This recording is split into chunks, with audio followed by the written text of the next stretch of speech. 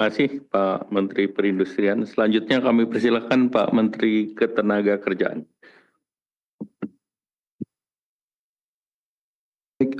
Terima kasih Pak Menko. Saya hormati Bapak Ibu Menteri dan Wakil Menteri dan teman-teman media.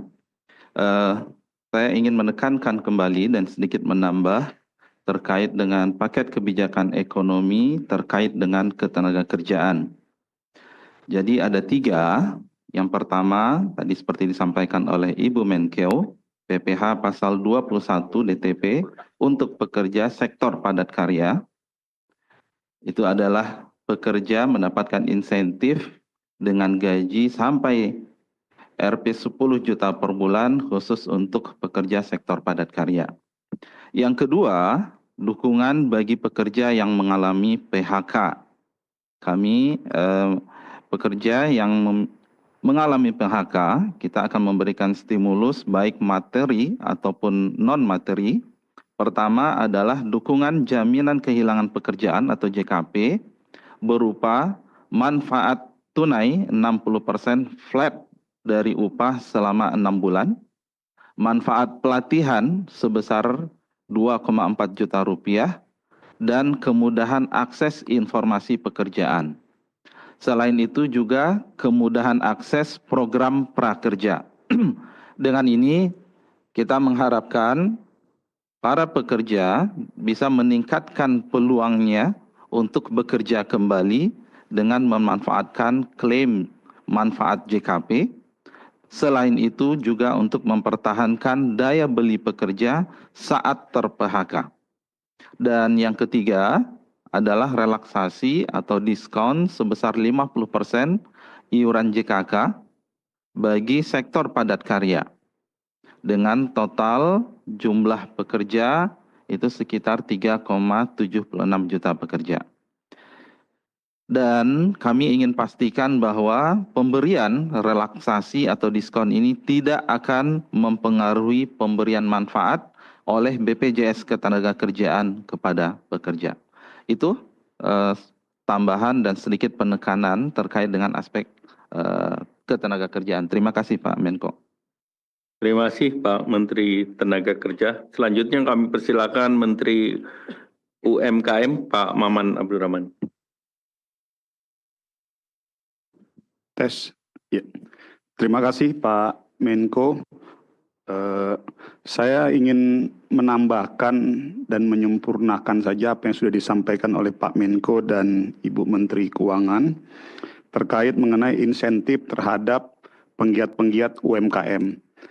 Yang pertama, alhamdulillah untuk para penggiat UMKM diberikan insentif perpanjangan waktu PPh 0,5% dari gross dengan pertambahan waktu 1 tahun.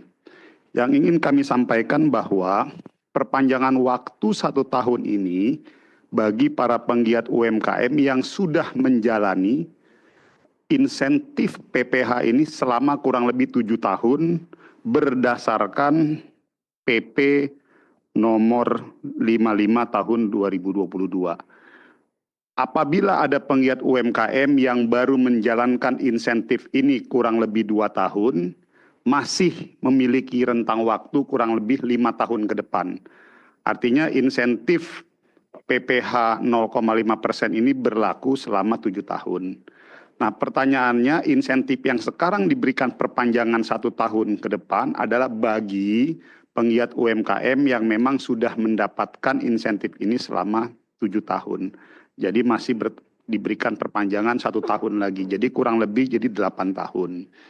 Namun bagi para penggiat yang tadi saya tegaskan sekali lagi, bagi para penggiat-penggiat UMKM yang baru menjalankan insentif ini kurang lebih 2 tahun, masih memiliki rentang waktu perpanjangan kurang lebih 5 tahun. Kenapa seperti itu? Karena semangatnya tadi sudah disampaikan oleh Ibu Menteri Keuangan, ada semangat prinsip asas keadilan. Dan kami dari Kementerian UMKM pun menambahkan penambahan semangat pembinaan. Karena harapan kami dengan adanya insentif ini, seluruh saudara-saudara kita, para penggiat-penggiat UMKM, diberikan insentif selama 7 tahun dengan harapan ke depan setelah 7 tahun mereka bisa naik kelas dan tumbuh untuk bisa mandiri. Itu yang pertama. Lalu yang kedua yaitu bagi para penggiat UMKM yang omset pendapatannya di bawah 500 juta, totally tidak mendapatkan PPh 0,5% alias dibebaskan. Dan yang kedua, saya ingin sampaikan dari paket insentif PPN yang dibebaskan kurang lebih 265,6 triliun tersebut, kita lihat dari paket PPN bahan makanan itu pun memberikan dampak positif terhadap UMKM karena PPN yang dibebaskan terhadap bahan makanan seperti beras, jagung, kedelai, gula, susu segar, kacang-kacangan, dan juga di sektor perikanan, itu pun didapatkan kemanfaatan bagi penggiat UMKM yang memang bergerak di sektor perdagangan bahan-bahan pokok tersebut. Lalu terkait PPN yang dibebaskan di sektor transportasi pun, itu pun mendapatkan kemanfaatan juga dari penggiat-penggiat UMKM. Serta yang bergerak di jasa pendidikan kesehatan dan sektor jasa keuangan. Artinya, hampir kurang lebih paket insentif 265 triliun yang disampaikan oleh Ibu Menteri Keuangan tadi, kurang lebih hampir 95% insentif itu dinikmati oleh para penggiat-penggiat UMKM yang tersebar di seluruh Indonesia. Oleh karena itu, berdasarkan kebijakan ini, kami meyakini insya Allah terhadap kebijakan PPN penambahan 1% ini cukup bisa mengamankan sektor ekonomi menengah dan ke bawah. Saya pikir itu tambahan dari kami Kementerian UMKM. Terima kasih banyak Ibu Menkyu dan Pak Menko atas kebijakan konsolidasi koordinasi paket kebijakan ekonomi ini dalam rangka untuk mendorong peningkatan kesejahteraan dan penguatan ekonomi negara. Terima kasih. Terima kasih Pak Menteri UMKM. Selanjutnya Pak Menteri Perumahan. Terima kasih Bapak Menko, Ibu Menkyu, rekan-rekan Menteri dan para pejabat lainnya.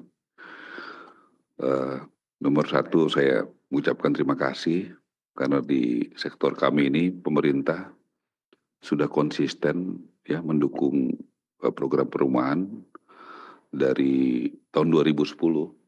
Ya, terima kasih Ibu Menkyu. Dan untuk MBR, masyarakat berpenghasilan rendah melalui fasilitas likuiditas pembiayaan perumahan ya dari 2010 sampai sekarang. Dan subsidi bantuan uang muka juga dari tahun 2015 dan konsisten diberikan sampai sekarang. Itu sangat bermanfaat bagi masyarakat berpenghasilan rendah. Dan 5 tahun ini itu target yang sudah dilakukan adalah sebanyak 942.630 unit rumah. Memang tahun ini Bu dan Pak Menko targetnya menjadi agak banyak, 3 juta, mohon dukungannya untuk ke depannya. Kemudian pemerintah juga tahun depan sudah mengalokasikan untuk FLPP, ini program yang sangat baik karena sangat diminati oleh masyarakat dan juga developer dan juga tingkat NPL-nya, kredit macetnya itu sangat rendah. Jadi ini program yang sangat baik ya, saya teruskan dengan harapan ke depan juga kita bisa tingkatkan karena kalau memang ada program yang bagus kita akan tingkatkan lagi. Kemudian juga